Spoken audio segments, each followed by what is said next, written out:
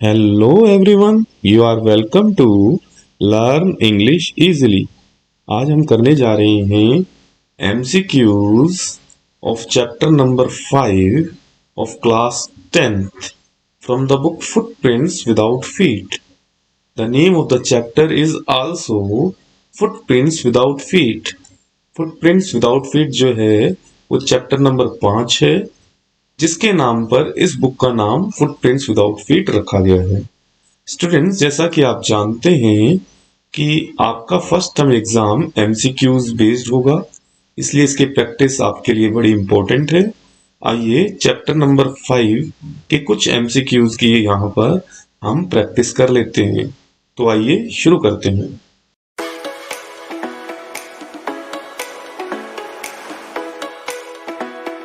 Question 1, Who is the writer of the story Footprints Without Feet?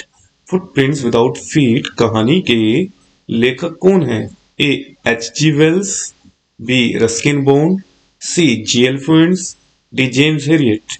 तो correct answer है option A, H.G. Wells।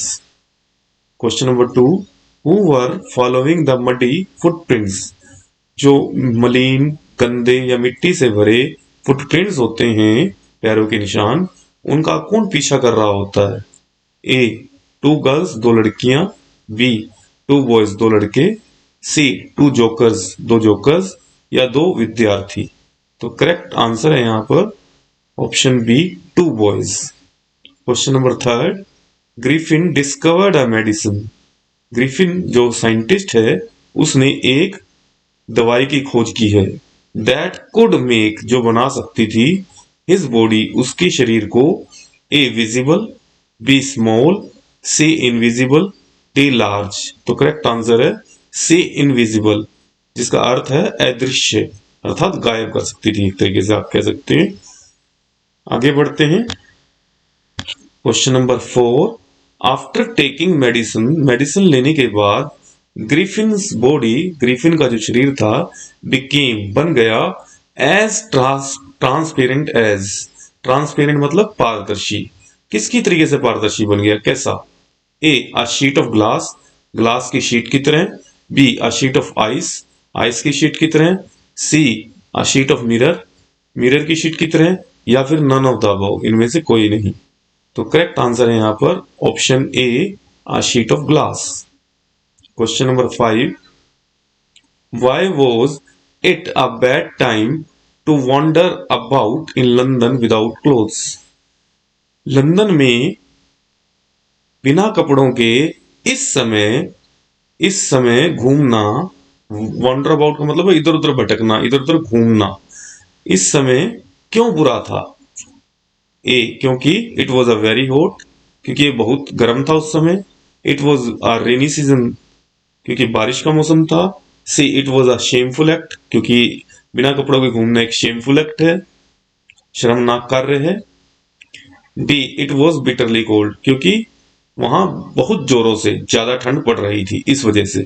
तो correct answer है option D, it was bitterly cold. Question 6, where was the theatrical company shop situated? Theatrical company की जो shop थी, वहां वो कहां सिचुएटेड थी, अर्थात स्थित थी? ए. ड्यूरी लेन में, बी. आइपिंग लेन में, सी. ड्रूरी लेन में, D. None of the above. तो करेक्ट आंसर है ए. ड्यूरी लेन पर वह शॉप, जो थिएट्रिकल कंपनी की, वह स्थित थी। आइए आगे बढ़ते हैं। Question number 7, according to Mrs Hall के अनुसार, what type of a scientist was Mr Griffin? Mrs Griffin के अनुसार जो मिस्टर ग्रिफिन थे, सॉरी मिसेस हॉल के अनुसार जो मिस्टर ग्रिफिन थे, वो किस तरीके के साइंटिस्ट थे, वैज्ञानिक थे? ए. अच्छे भले, बी. एसेंट्रिक सनकी, सी. ब्रिलियंट प्रतिभाशाली, डी. एक्स्ट्रा ऑर्डिनरी असाधारण। तो करेक्ट ऑप्शन है ऑप्शन बी, एसेंट्रिक, सनकी थे, वो सनकी तरह के साइंटिस्ट थे। Question number 8, at Iping where did Griffin stay?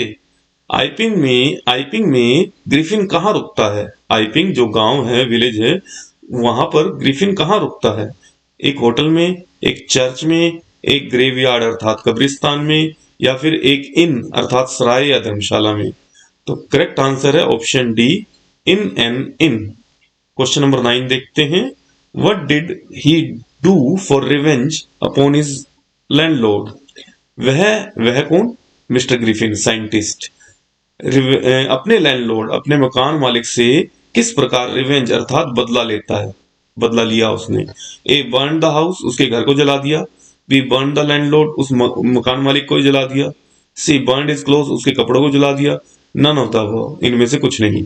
तो करेक्ट आंसर है ही बर्न द हाउस, उसने मकान मालिक के घर को जला दिया। आइए आगे बढ़ते हैं, नेक्स्ट क्वेश्चन करते हैं। Question number 10। ब्रिलियंट साइंटिस्ट दो ही वॉज, हालांकि वह एक ब्रिलियंट साइंटिस्ट था, बढ़िया वैज्ञानिक था। ग्रिफिन वॉज रादर ग्रिफिन बल्कि एक था डैश पर्सन, एक डैश पर्सन था। लॉफुल, कानून को मानने वाला। बी रूड, असभ्य। सी लॉलेस, कानून को न मानने वाला। डी काइंड, दयालु। तो करेक्ट आंसर है इसका लॉलेस, सी, ऑप्शन सी जो है वो इसका करेक्ट आंसर है। कानून को न मानने वाला अर्थात लॉलेस पर्सन था। Question number 11। The scientist was always dash, now he became furious. वैज्ञानिक हमेशा से था परंतु अब वह उग्र हो गया था, और ज्यादा क्रोधित हो गया था। काम शांत था हमेशा से। बी कूल, शांत या ठंडा था हमेशा से। सी पेशेंट, धैर्यवान था। D quick tempered. तो करेक्ट ऑप्शन है यहाँ पर ऑप्शन डी, क्विक टेम्पर्ड था वह हमेशा से। जल्दी गुस्सा तो आता था लेकिन अब और ज्यादा क्रोधित या उग्र हो चुका था। क्वेश्चन नंबर 12 देखते हैं। ग्रिफिन वोर dash on his forehead. Griffin जो है पहनता था या बांधता था अपने माथे पर, क्या पहनता या बांधता था जब वह गायब हो जाता था, इनविजिबल हो जाता था? तो वो दवाई पीने के बाद तो वह मास्क लगाता था चेहरे पर। बी बैंडेजेस, पट्टियां बांधता था। सी मंकी कैप पहनता था। डी हैट पहनता था। तो करेक्ट आंसर है वह अपने माथे पर बैंडेजेस अर्थात पट्टियां बांधता था। ओके, आइए आगे बढ़ते हैं। यहाँ पर हमने इस चैप्टर के कुछ एमसीक्यूज को कंप्लीट किया है। आई होप आपको ये समझ आए होंगे और ये वीडियो आपको पूरी तरीके से लाभदायक सिद्ध होगी। Thank you.